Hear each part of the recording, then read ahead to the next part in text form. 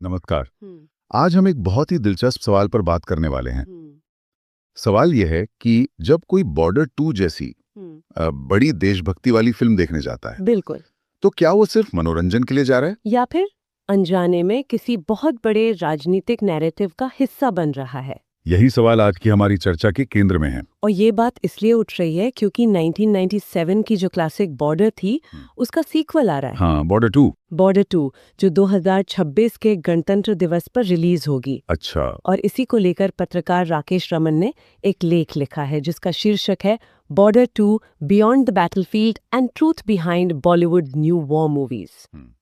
तो आज हम इसी लेख की परतों को खोलेंगे। और इसमें जो दावे किए गए हैं वो काफी गंभीर है, बहुत गंभीर। लेख कहता है कि ये फिल्में सिर्फ मनोरंजन नहीं है बल्कि एक सोची समझी राजनीतिक रणनीति का हिस्सा है। तो चलिए देखते हैं कि इस कहानी के पीछे की कहानी क्या है। तो लेखक अपनी बात की शुरुआत कहाँ से करते हैं? वो सीधे फिल्म की कास्टिंग पर आते हैं। हाँ, वो कहते हैं कि बॉर्डर 2 को समझने के लिए पहले इसकी स्टारकास्ट को देखिए। जो कि अपने आप में कहानी कहती है। बिल्कुल। फिल्म की कास्टिंग पर नजर डालें तो ये बॉलीवुड का एक फैमिली एल्बम जैसा लगता है। हाँ, सही कहा। देखिए, धर्मेंद्र के बेटे सनी देओल हैं। हाँ। डेविड धवन के बेटे वरुण धवन। ओके। सुनील शेट्टी के बेटे आहान शेट्टी। और दिलचस्प बात यह है कि सुनील शेट्टी खुद भी ओरिजिनल बॉर्डर में थे। मतलब पिता और पुत्र दोनों? हाँ, और लिस्ट यहीं खत्म नहीं होती। अक्षय खन्ना भी हैं, जो दिवंगत एक्टर और राजनेता विनोद खन्ना के बेटे हैं। वो भी एक कैमियो कर रहे हैं। हाँ, और सुनील शेट्टी भी अपने बेटे के साथ कैमियो कर रहे हैं। तो एक ही फिल्म में कई पीढ़ियों की मौजूदगी है। तो लेखक इसे बॉलीवुड का पारिवारिक जागीर कहते हैं, फैमिली फीफडम। सही शब्द है। और देखिए, दिलचस्प बात ये नहीं है कि बॉलीवुड में भाई भतीजावाद है, ये तो सब जानते हैं। ये तो एक खुली सच्चाई है। लेखक का तर्क इससे एक कदम आगे जाता है। वो क्या है? वो कहती हैं कि जब एक इंडस्ट्री इस तरह से एक बंद क्लब बन जाती है तो इसका सबसे बड़ा नुकसान होता है मौलिकता का, ओरिजिनलिटी का। अच्छा, नए विचार, नई कहानियां और सबसे जरूरी बाहर की प्रतिभा, उनके लिए दरवाजे लगभग बंद हो जाते हैं। मतलब एक तरह का ठहराव आ जाता है। बिल्कुल। जब आप जानते हैं कि आपका करियर आपके सरनेम की वजह से सुरक्षित है, तो आप जोखिम क्यों लेंगे? सही बात है। आप कुछ नया, कुछ अलग करने की कोशिश क्यों करेंगे? आप वही करेंगे जो पहले से चलता आ रहा है, जो सेफ है। और इसी वजह से एक तरह का क्रिएटिव दिवालियापन आ जाता है। और लेखक इस पर एक बहुत तीखी टिप्पणी भी करते हैं। मुझे वो लाइन याद है। हाँ, वो बहुत सीधी और कठोर टिप्पणी है। वो सीधे लिखते हैं, अगर वे अपने परिवार की वजह से फिल्मों में काम नहीं कर रहे होते तो वे बेरोजगार होते हैं। ये बहुत बड़ा बयान है। हाँ, ये दिखाता है कि लेखक इस सिस्टम को कितनी गंभीरता से देख रहे हैं। बिल्कुल। तो ये तो हुई परिवारवाद की बात, लेकिन जैसा आपने कहा, लेखक का असली तर्क इससे कहीं ज्यादा गहरा है।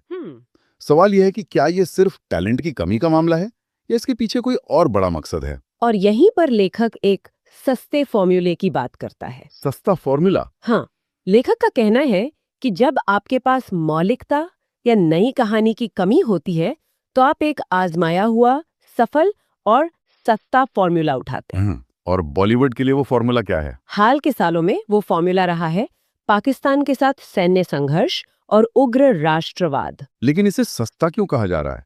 मतलब सस्ता इसलिए क्योंकि इसमें भावनाओं को भड़काना बहुत आसान होता है। अच्छा। देशभक्ति एक बहुत शक्तिशाली भावना है। आपको एक जटिल कहानी, मजबूत किरदार या नए आइडिया की जरूरत नहीं है। बस एक बाहरी दुश्मन दिखाइए, तिरंगा लहराइए, कुछ दमदार डायलॉग बोलिए और दर्शकों का एक बड़ा वर्ग आपसे भावनात्मक रूप से जुड़ जाएगा। ये कहानी कहने का एक शॉर्टकट है। मतलब ये एक तरह का इमोशनल मैनिपुलेशन है। आप कह सकती हैं, ये दर्शकों की भावनाओं के साथ खेलने का एक आसान तरीका है, बिना कोई क्रिएटिव जोखिम उठाए। और लेखक का तर्क है कि ये कोई एकाध फिल्म की बात नहीं है। बॉर्डर 2 तो बस एक उदाहरण है। हाँ, बस एक उदाहरण है। वो आने वाली फिल्मों की एक पूरी लिस्ट देते हैं जो इसी पैटर्न पर बन रही हैं। हाँ, मैंने भी वो लिस्ट देखी। उसमें 21 है। 2025 में धुरंधर, और फिर 26 में उसका सीक्वल भी आ रहा है। दो फिल्में। फिर और अप्रैल 26 में बैटल ऑफ गलवान, और साल के अंत में लव एंड वॉर। ऐसा लगता है जैसे एक फैक्ट्री में एक ही तरह के प्रोडक्ट की लाइन लगी हुई है। बिल्कुल वही। और यही बात लेख में सबसे ज्यादा ध्यान खींचती है। कौन सी बात? कि लेख इन सभी फिल्मों को अलग अलग प्रोजेक्ट्स के तौर पर नहीं देखता, अच्छा, बल्कि वो इन्हें एक समन्वित लहर कहता है, एक कोऑर्डिनेटेड वेव। समन्वित लहर मतलब जैसे किसी ने तय किया हो। बिल्कुल, जैसे किसी ने तय किया हो कि अगले 2-3 साल तक दर्शकों को इसी तरह की कहानियां परोसनी है। और इस लहर का एक बहुत ही साफ राजनीतिक मकसद है। और वो मकसद क्या है? देश में जो सत्ताधारी व्यवस्था है, उसकी कहानी को मजबूत करना और उसे जनता के बीच और ज्यादा लोकप्रिय बनाना। तो अब हम धीरे धीरे इस विश्लेषण के सबसे अहम और शायद सबसे विवादास्पद हिस्से की तरफ बढ़ रहे हैं। तो सवाल ये उठता है कि भाई भतीजावाद और देशभक्ति वाली फिल्मों का चुनाव और राजनीति से क्या लेना देना? ये तो दो अलग अलग दुनिया लगती हैं। देखने में तो लगती हैं, लेकिन लेखक के अनुसार ये एक ही सिक्के के दो पहलू हैं। वो कैसे? इसे समझने के लिए उन्होंने स्मोक स्क्रीन यानी धुएं का पर्दा शब्द का इस्तेमाल किया है। Smoke screen? हाँ, इसे ऐसे समझिए कि एक जादूगर अपना एक हाथ हवा में जोर जोर से हिलाता है, ताकि लोगों का ध्यान उस हाथ पर जाए। हाँ, ताकि आप ये ना देख पाएं कि दूसरे हाथ से वो क्या चालाकी कर रहा है। लेख के मुताबिक ये फिल्में हवा में हिलता हुआ वही हाथ है। मतलब ये फिल्में एक तरह का ध्यान भटकाने का काम कर रही हैं। बिल्कुल। लेखक का तर्क है कि इन फिल्मों का असली मकसद जनता का ध्यान देश के गंभीर और असली मुद्दों से हटाकर एक काल्पनिक या बड़ा चढ़ाकर दिखाए गए संकट की ओर लगाना है। सही पकड़ा। जब लोग सिनेमा हॉल में भारत माता की जय के नारे लगा रहे होते हैं और बाहरी दुश्मन के खिलाफ गुस्से से भरे होते हैं, तो वो बेरोजगारी, महंगाई, शिक्षा और स्वास्थ्य जैसे असल मुद्दों पर सरकार से सवाल पूछना भूल जाते हैं। बिल्कुल भी चौंकाने वाला उदाहरण है। बताइए। लेखक पहलगाम हमले के बाद सरकार द्वारा शुरू किए गए ऑपरेशन सिंदूर का जिक्र करती हैं। हाँ, मैंने भी पढ़ा उसके बारे में। लेख के मुताबिक सरकार ने हमले के तुरंत बाद बिना कोई ठोस सबूत दिए इसका आरोप पाकिस्तान पर लगा दिया और मीडिया में भी यही कहानी चलाई गई। लेकिन कहानी में एक पेच था। क्या? उस समय कांग्रेस के वरिष्ठ नेता और पूर्व गृह मंत्री पी चिदम्बरम ने एक बहुत गंभीर आरोप लगाया। अच्छा। उन्होंने कहा कि ये हमलावर देश के ही थे और उन्होंने सीधे सीधे इसमें सत्ताधारी शासन की मिलीभगत की ओर इशारा किया। ये तो बहुत बड़ा आरोप है, एक पूर्व गृह मंत्री का ऐसा कहना। हाँ, ये कोई छोटा मोटा आरोप नहीं था। और लेख के मुताबिक ये शक इसलिए और गहरा हो जाता है क्योंकि वे हमलावर कभी पकड़े नहीं गए और ना ही इस मामले की कोई स्वतंत्र जांच हुई। मामला बस मीडिया की सुर्खियों में कुछ दिन रहा और फिर गायब हो गया। तो अगर हम लेखक की दलील को समझें तो उनका कहना है कि ये एक पैटर्न है। बिल्कुल। जब भी सरकार पर कोई मुश्किल आती है या कोई गंभीर सवाल उठता है तो एक बाहरी खतरे का हवा खड़ा कर दिया जाता है और सिनेमा इस काम में एक बहुत शक्तिशाली हथियार बन जाता है। ये फिल्में उस कहानी को और मजबूती देती हैं, उसे लोगों के घरों तक, उनके दिलों तक पहुंचाती हैं। इस लेख को पढ़ते हुए जो बात मुझे सबसे ज्यादा परेशान करने वाली लगी वो ये है कि ये सिर्फ ध्यान भटकाने तक सीमित नहीं है।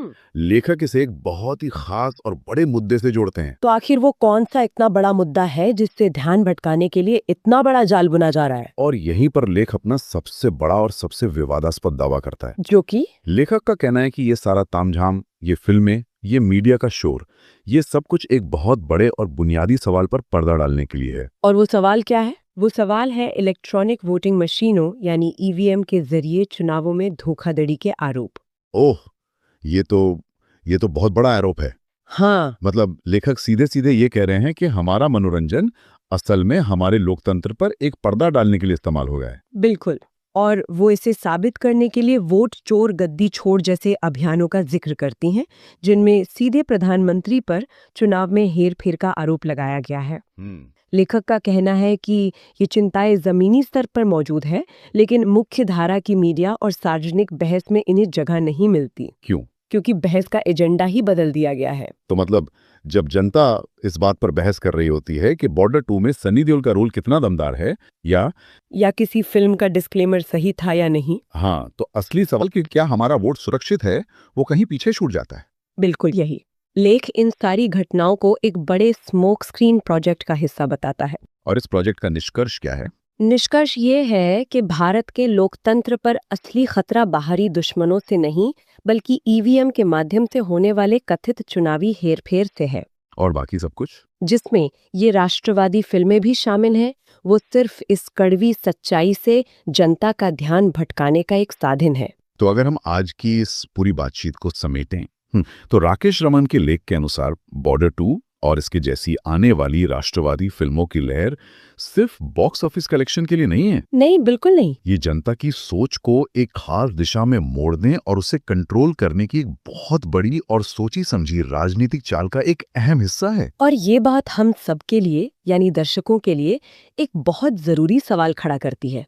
जब हम अगली बार ऐसी कोई फिल्म देखने जाएं, तो क्या हम सिर्फ एक कहानी देख रहे हैं या हम एक ऐसे नैरेटिव का हिस्सा बन रहे हैं जो हमें असली मुद्दों से दूर रखने के लिए बनाया गया है। लेख इसी विचार के साथ खत्म होता है कि जब सार्वजनिक बहस को डर और बहुत सावधानी से तैयार किए गए प्रोपेगेंडा के जरिए कंट्रोल किया जाता है, तो हमें रुककर सोचना चाहिए।